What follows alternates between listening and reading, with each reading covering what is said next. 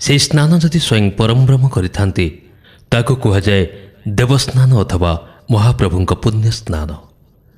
जगतर नाथ जगन्नाथ वर्षसारा रत्नवेदी गंभीर भितर बसी बसी वर्षके थरे यही पुण्यतिथि स्नानवेदी को पहंडी आसी था।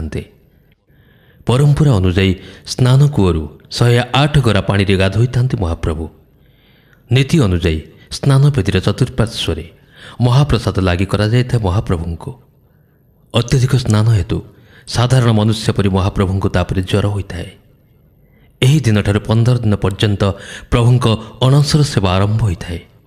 आउ एही समय पटीदियों को समस्त रीतिनीति अनुजाई पूजार्चना करा जायଥାଏ।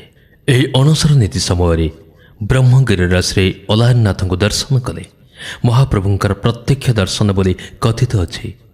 तेणु यही समय भक्त माने निजर आराध्य देवता श्री जगन्नाथ